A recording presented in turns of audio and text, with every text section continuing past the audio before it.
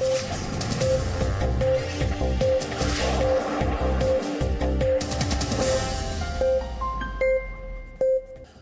Virus की महामारी देर सवेर तो खत्म हो ही जाएगी, लेकिन खत्म होने से पहले यह महामारी हमारे जीवन को और जीवन जीने के तरीकों को हमेशा के लिए बदल कर रख देगी और इस बदलाव की शुरुआत आपके जीवन में हो भी चुकी है। इन्हीं बदलावों के साथ आपको अपने अंदर ईमानदारी का एक बहुत महत्वपूर्ण गुण भी अब दोबारा से लाना होगा, क्योंकि ईमानदारी के बगैर ये सारे बदलाव सिर्फ एक धोखा साबित होंगे। इसलिए इन सारे बदलावों के पीछे जो मूल भावना है वो ईमानदारी की है। इसलिए और अभी तक आपके साथ ईमानदारी के बारे में किसी ने कोई बात नहीं की। लोग आपसे ये तो कह रहे हैं कि आप अपना लाइफस्टाइल चेंज कर लेंगे, लेकिन वो लाइफस्टाइल तब कामयाब होगा जब ईमानदारी आएगी। इसलिए आज हम आपको कोरोना वायरस के बाद की दुनिया में ईमानदारी का महत्व समझाना चाहते हैं। अभी की तरह कोरोना वायरस के खत्म हो जाने के बाद भी अब बहुत बड़ी संख्या में लोग घरों से ही काम करेंगे, जिसे आप वर्क फ्रॉम होम कहकर पुकारते हैं। बड़ी संख्या में अब छात्र ऑनलाइन पढ़ाई करेंगे। न जाने स्कूल और कॉलेज कब खुलेंगे, इसलिए ऑनलाइन पढ़ाई होगी। परीक्षाएं भी शायद ऑनलाइन ही होंगी। जो टीचर्स हैं वो ऑनलाइन क्लासेस लेंगे। दफ्तर के कर्मचारियों के साथ होने वाली मीटिंग्स भी अब ऑनलाइन होने लगेंगी। बिजनेस ट्रिप्स हमेशा के लिए खत्म हो जाएंगे और यहां तक कि शादी विवाह जैसे समारोह और धार्मिक स्थलों के दर्शन भी आपको ऑनलाइन ही करने पड़ सकते हैं। लेकिन घर पर रहकर आप दफ्तर का काम पूरी ईमानदारी और निष्ठा से कर रहे हैं या नहीं, इसका पता कैसे चलेगा? छात्र घर पर पढ़ाई करते हुए और परीक्षाएं देते हुए नकल तो नहीं कर रहे, इसका पता कैसे चलेगा? जिस मंदिर, मस्जिद, चर्च या गुरुद्वारे के दर्शन आप घर से ही कर रहे हैं, उसे लेकर आपके मन में कितना श्रद्धा भाव है, यह पता करने का पैमाना क्या होगा? इसका सिर्फ एक ही उपाय है और वो है आपकी नैतिकता। उदाहरण के तौर पर अगर आप अपने घर बैठे हुए खाना ऑर्डर करते हैं, वो खाना कितना स्वच्छ होगा, उस खाने को, उस भोजन को लाने वाला जो डिलीवरी बॉय होगा वो कितना साफ सुथरा होगा, वो कोविड-19 का कैरियर भी हो सकता है और हो सकता है कि वो कंपनी इसको लेकर सारे एहतियात बरतती हो। ये उस कंपनी की नैतिकता और ईमानदारी पर निर्भर करेगा। आपकी नैतिकता आपकी ईमानदारी के साथ मिलकर यह तय करेगी कि आप कोरोना वायरस से बचने के बाद कपटता का शिकार होंगे या नहीं। इसलिए आज हम बेईमानी नाम की इस महामारी का इलाज ईमानदारी और नैतिकता के नजरिए से ढूंढने की कोशिश करेंगे। अंग्रेजी की एक बहुत मशहूर कहावत है जिसे आप सब लोग अब भूल चुके हैं। वो है honesty is the best policy, यानी ईमानदारी ही सबसे बड़ी और सबसे अच्छी नीति है। लेकिन क्या ये बातें किताबों से बाहर निकलकर कभी हमारे जीवन का हिस्सा बन पाएंगी या बन पाई हैं? आज आप इंश्योरेंस पॉलिसी के बारे में बात करते हैं, economic policy, education policy, health policy, foreign policy जैसी बड़ी बड़ी बातें होती हैं।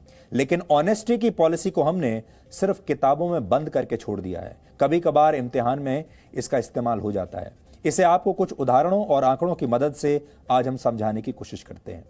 वर्ष 2015 में अर्नस्ट एंड यंग द्वारा किए गए एक सर्वे में भारत की हर 5 में से 3 कंपनियों ने यह माना था कि वो अपनी वित्तीय जानकारियों को गलत तरीके से पेश करती हैं, यानी धोखेबाजी करती हैं। 60% कंपनियों ने अकाउंट्स में की गई इस गड़बड़ी को सही माना, जबकि इन कंपनियों के 66% अधिकारियों ने, कर्मचारियों ने माना कि उनकी कंपनियां नैतिकता और ईमानदारी का पालन नहीं करती। कई बार लोग सोचते हैं कि बिजनेस करने का पहला तरीका यही है कि आप पूरी तरह से ईमानदार हो ही नहीं सकते, थोड़ी बहुत बेईमानी तो करनी ही पड़ेगी, तभी कंपनियां चलेंगी। 2019 में मैकेफी द्वारा की गई एक सर्वे में 35% भारतीयों ने माना कि उनके साथ ऑनलाइन डिस्काउंट के नाम पर धोखा हुआ है। त्योहारों के मौसम में यह धोखाधड़ी बढ़कर 60% तक हो जाती है। यानी भारत के लोग त्योहारों के पावन अवसर को भी बेईमानी के कारोबार में बदल देते हैं। चाहे आप घर के पास की दुकान से सामान खरीदें या फिर ऑनलाइन शॉपिंग करें, आप समाज में फैली बेईमानी वाली बीमारी से बच नहीं सकते, मिलावट से बच नहीं सकते, चाहे खाने की चीज हो, पहनने की चीज हो या कोई और। ऐसे लोग जो दफ्तरों में दिन भर काम करते हैं और दावा करते हैं कि उनका काम उन्हें थका देता है। आपने देखा होगा ज्यादातर लोग जब घर पहुंचते हो तो कहते हैं आज तो मैं बहुत थक गया, बहुत काम किया, और उनका ऑफिस उन्हें सांस लेने की भी फुर्सत नहीं देता। सब लोग यही कहते हैं। उन लोगों के लिए भी आज हमारे पास कुछ आंकड़े हैं।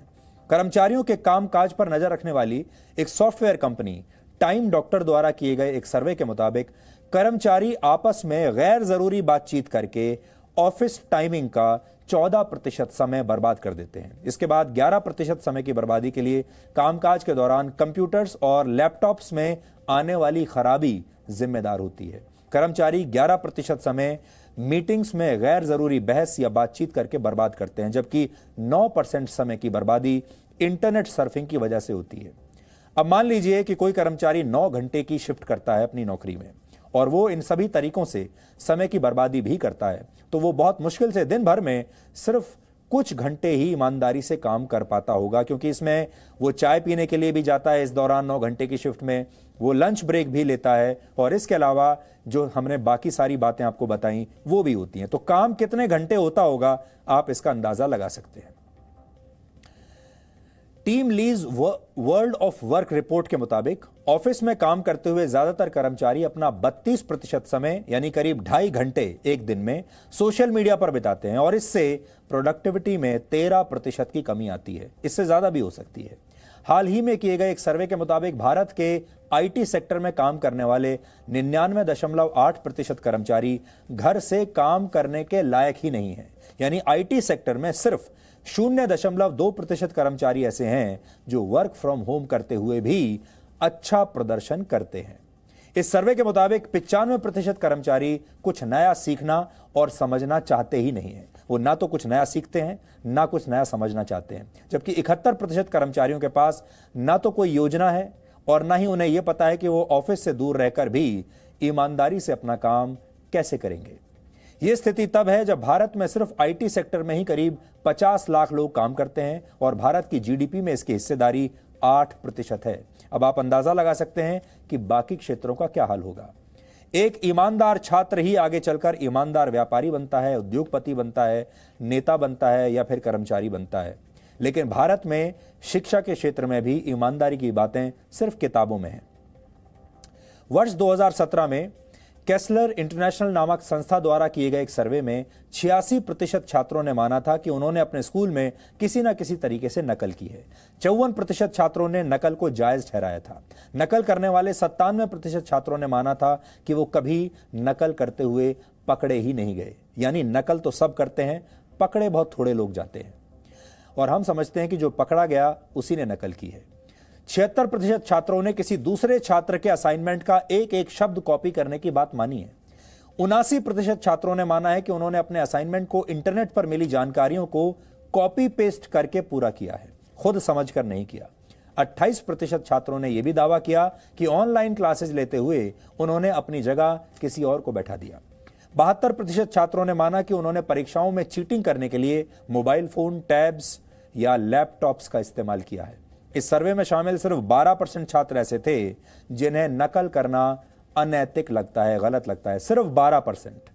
अब आप सोचिए, सिर्फ 12% ईमानदार छात्रों के दम पर नैतिक रूप से सुदृढ़ एक राष्ट्र का निर्माण कैसे किया जा सकता है। और जब इन सब लोगों को आप घर से काम करने की छूट देंगे, ऑनलाइन परीक्षाएं देने की छूट देंगे, ऑनलाइन क्लासेस में बैठने की छूट देंगे, तो ये लोग कितनी ईमानदारी और कितनी निष्ठा के साथ अपना काम करेंगे। तो ऐसे में भारत का क्या होगा। आपने कई बार देश के अलग अलग राज्यों से आई वो तस्वीरें देखी होंगी जिनमें छात्र बड़े पैमाने पर नकल करते हैं। कई जगहों पर तो बाकायदा दीवारों पर चढ़कर खिड़कियों से छात्रों को नकल की पर्चियां पकड़ाई जाती हैं। ये तस्वीरें आप देख लीजिए। ऐसी तस्वीरें आप हर साल देखते हैं। ये परीक्षाओं के दौरान की तस्वीरें हैं। लेकिन नकल वाली ये अनैतिकता सिर्फ उन छात्रों में ही नहीं है जो परीक्षा केंद्रों पर जाकर परीक्षा देते हैं। जो छात्र भविष्य में ऑनलाइन क्लासेस भी लेंगे और ऑनलाइन परीक्षाएं भी देंगे, वो भी नकल के नए नए तरीकों का सहारा ले सकते हैं और लेंगे भी। इसलिए सिर्फ सवालों का सही सही जवाब देना ही परीक्षा नहीं होता, बल्कि बिना नकल किए ऐसा करना असली परीक्षा होती है। इसलिए कोविड-19 के बाद जो नया दौर शुरू होगा उसमें हमें यह समझना होगा कि हम अपनी परीक्षाओं को लेकर, अपनी सीखने की इच्छा को लेकर, अपने काम करने की इच्छा को लेकर कितने गंभीर हैं और कितने ईमानदार हैं। क्या हम वाकई काम करना चाहते हैं? क्या हम वाकई पढ़ाई करना चाहते हैं? क्या हम वाकई परीक्षा इसलिए दे रहे हैं ताकि हम अपने आप को टेस्ट कर सकें? सिर्फ दफ्तरों और स्कूल कॉलेजेस में ही नहीं, बल्कि ये बेईमानी हमारे रिश्तों में भी आ गई है। एक मोबाइल फोन एप्लीकेशन द्वारा कराए गए एक सर्वे के मुताबिक भारत के 55% विवाहित पुरुष और महिलाएं जीवन में कम से कम एक बार अपने जीवन साथी को धोखा दे चुके हैं। इस सर्वे में भारत के 48% शादीशुदा लोगों ने यह माना कि अपने जीवन साथी के अलावा किसी और से प्रेम करना गलत नहीं है। लॉकडाउन के दौरान ही रिश्तों की परिभाषा भी अब बदलने लगी है। लोग अब एक दूसरे के साथ ज्यादा समय बिता रहे हैं, इसलिए लोगों के बीच द्वंद्व और विवाद भी बढ़ रहे हैं। जब आप दफ्तर जाते हैं और दिन भर व्यस्त होने का दावा करते हैं, नाटक करते हैं व्यस्त होने का, तो किसी को यह पता नहीं चलता कि आपके मन में क्या चल रहा है और आप अपने रिश्तों को लेकर ईमानदार हैं या नहीं, क्योंकि आपको एक बहुत बड़ी विंडो मिलती है बाहर जाने की और आप वहां जाकर कुछ भी कर सकते हैं। आपके अपने परिवार वालों को यह नहीं पता होता कि आप दफ्तर में कितना काम करते हैं। बहुत सारे लोगों के परिवारों को शायद पहली बार पता लगा होगा इस दौरान जब वर्क फ्रॉम होम हुआ होगा कि उनके परिवार के जो सदस्य घर से काम कर रहे हैं वो एक दिन में कितना कम काम करते हैं। लेकिन कोरोना वायरस ने झूठी ईमानदारी के इन सारे दावों के पर्दे गिरा दिए हैं।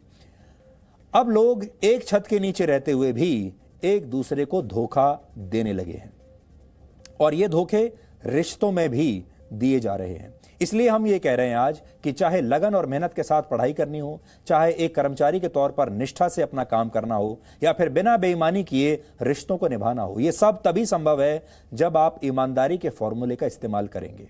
अब अगर आगे जीवन में आपको दोबारा लॉकडाउन में जाना पड़े या हो सकता है लॉकडाउन ही आपके जीवन का हिस्सा बन जाए, तो ये सारी धोखाधड़ी अब नहीं चलेगी। अब आपको ईमानदार होना ही पड़ेगा। कोरोना वायरस से लड़ने का फॉर्मूला तो प्रयोगशालाओं में बनाया जा सकता है, इसकी वैक्सीन एक न एक दिन आ ही जाएगी, लेकिन ईमानदारी का फॉर्मूला सिर्फ नैतिकता की प्रयोगशाला में ही तैयार हो सकता है। नैतिकता और ईमानदारी कपट और बेईमानी को हराने वाला रामबाण इलाज है। उदाहरण के लिए, कोरोना वायरस के बाद आपकी ईमानदारी सिर्फ आपको नहीं बल्कि आपके पूरे समाज को बचाने की कुंजी बन जाएगी। यह कोरोना वायरस का जो संकट आया है, इसका इलाज ही ईमानदारी पर आधारित है। जो ईमानदार नहीं है वो ना खुद बचेगा और ना ही अपने समाज को, अपने परिवार को बचा पाएगा। अगर आप अपनी बीमारी के लक्षण छिपाएंगे, अपनी ट्रैवल हिस्ट्री को लेकर झूठ बोलेंगे, तो यह पूरे समाज और पूरे देश के खिलाफ की गई सबसे बड़ी बेईमानी होगी। और अगर आप ईमानदार बनेंगे तो आप सिर्फ अपने परिवार के लिए नहीं बल्कि पूरे समाज के लिए कुछ कर पाएंगे। अगर आप ईमानदारी से क्वारंटीन में रहेंगे, ईमानदारी से सोशल डिस्टेंसिंग का पालन करेंगे, तो आप अपने अलावा बाकियों की जान भी बचा पाएंगे और इसी ईमानदारी के बल पर आप कोरोना वायरस को हरा सकते हैं। इसलिए यहां भी ईमानदारी की जरूरत है। ईमानदारी के ये गुण सरकारों या एजेंसियों द्वारा किए जाने वाले सर्विलांस से नहीं आएंगे। इसके लिए आपको अपने अंदर नैतिकता का सर्विलांस सिस्टम इंस्टॉल करना होगा। दुनिया भर में जब तक ईमानदारी नहीं आएगी तब तक ऐसी महामारियों के खिलाफ हमारी लड़ाई कमजोर ही रहेगी और हो सकता है कि कुछ समय के लिए बेईमानी आपके लिए सफलता का एक शॉर्टकट बन जाए, जैसा कि अब तक होता आया है। लेकिन अंत में आपकी ईमानदारी ही आपको दौड़ में सबसे आगे रख पाएगी। लेकिन हमारे देश में लॉकडाउन उल्लंघन करने की तस्वीरें और स्वास्थ्य कर्मियों पर होने वाले हमले की तस्वीरें बताती हैं कि हम बेईमान तो हैं ही, हम नैतिकता का भी पालन नहीं करना चाहते। ये ईमानदारी सर्विलांस से भी नहीं आएगी और डर से भी नहीं आएगी, डंडे से भी नहीं आएगी। आज कोई भी व्यक्ति सड़क पर पड़ा हुआ 2000 रुपए का नोट भी उठाने से घबराता है। वो इस डर से उस नोट को नहीं उठाएगा कि कहीं उसे इस नोट के जरिए कोरोना वायरस का संक्रमण ना हो जाए। लेकिन ये डर आपकी आत्मा का शुद्धिकरण नहीं कर सकता, क्योंकि ये काम आप डर की वजह से कर रहे हैं, ईमानदारी की वजह से नहीं। सड़क हादसे में जान गंवाने का डर हमें हेलमेट लगाने या सीट बेल्ट बांधने के लिए बाध्य नहीं करता, बल्कि ज्यादातर लोग चालान से बचने के लिए ऐसा करते हैं। सेव लाइफ फाउंडेशन द्वारा किए गए एक सर्वे में 10 में से 6 भारतीयों ने यह माना था कि उन्होंने अपना ड्राइविंग लाइसेंस बिना टेस्ट दिए ही बनवा लिया था, रिश्वत के आधार पर, रिश्वत देकर। 42% लोगों ने माना था कि वो दोपहिया वाहन चलाते समय हेलमेट नहीं पहनते, जबकि 63% लोगों ने गाड़ी चलाते समय सीट बेल्ट न बांधने की बात स्वीकार की। हो सकता है कि यह आंकड़ा इससे भी कहीं ज्यादा हो, क्योंकि चुपचाप किए जाने वाले इन सर्वेज में भी कितने लोग ईमानदारी से सच कहते होंगे, सच बोलते होंगे, यह बताना भी मुश्किल है। अब सवाल यह है, क्या भारत हमेशा से बेईमान लोगों का देश रहा है? इसका जवाब है नहीं। आज से करीब 2300 वर्ष पहले ग्रीस से एक इतिहासकार भारत आया था और इस इतिहासकार का नाम था मेगास्थनीज। मेगास्थनीज ने अपनी पुस्तक में लिखा था कि भारत के लोगों के लिए सत्य और सदाचार बहुत महत्व रखते हैं और ईमानदारी को तो भारत के लोग सबसे बड़ा सद्गुण मानते हैं। उन्होंने अपनी पुस्तक में यह भी लिखा कि उस जमाने में भारत के लोग अपने घरों पर ताला नहीं लगाया करते थे क्योंकि उन्हें चोरी का कोई डर था ही नहीं। इसी तरह 5वीं शताब्दी में चीन से भारत आए महान बौद्ध संत फैक्सीन ने भी भारत के विषय में लिखा था कि यहां के लोगों को बहुत कम मौकों पर ही न्याय मांगने की जरूरत पड़ती है क्योंकि भारत के लोग नैतिकता का पालन करते हैं। उन्होंने यह भी लिखा कि भारत की सड़कें चोरों और डाकुओं से मुक्त हैं। 7वीं शताब्दी में भारत आए चीन के दार्शनिक हुएन त्सांग ने भी यह लिखा था कि भारत के लोग अपनी प्रतिज्ञा का पालन करते हैं और हर काम में ईमानदारी बरतते हैं। प्राचीन भारत में लोग ईमानदार थे क्योंकि तब कौटिल्य जैसे दार्शनिक ये जानते थे कि भ्रष्टाचार कैसे किसी भी समाज को हमेशा के लिए बीमार कर सकता है।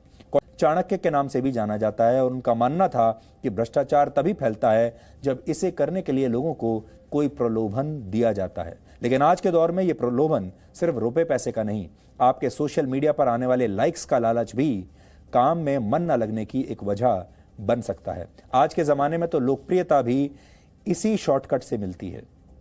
बहुत सारे लोगों को अब ये बात समझ में आ गया कि वो जितने विवादित बयान देंगे, जितनी देशद्रोही बातें करेंगे, उन्हें उतनी ही ज्यादा उनके जो संदेश हैं वो वायरल होंगे और उन्हें उतनी ही ज्यादा लोकप्रियता मिलेगी। और इस बेईमानी के पीछे एक वजह भारत के समाजवाद को भी माना जाता है। आजादी के बाद भारत ने सोशलिज्म यानी समाजवाद को अपनाया। इसका मकसद गरीबों और कमजोर लोगों का उत्थान करना था। लेकिन लाल फीताशाही, अफसरशाही और कामकाज के सरकारी तरीकों ने समाजवाद जैसे अच्छे विचार को भ्रष्टाचार की मशीनरी में बदल दिया। समाजवाद के नाम पर जो नेता हमारे देश में आए, उन नेताओं ने जो अलग अलग राजनीतिक पार्टियां बनाई, जो आज भी आपके सामने आपको वोट मांगने के लिए आपसे आती हैं, वो सारे नेता समाजवाद के नाम पर आज बड़ी बड़ी विदेशी गाड़ियों में चलते हैं, महंगी गाड़ियों में चलते हैं, महंगे कपड़े पहनते हैं, बड़े बड़े बंगलों में रहते हैं और किसी उद्योगपति से भी ज्यादा अच्छा लाइफस्टाइल इन नेताओं का है। और कहने को ये नेता अपने आप को समाजवादी कहते हैं।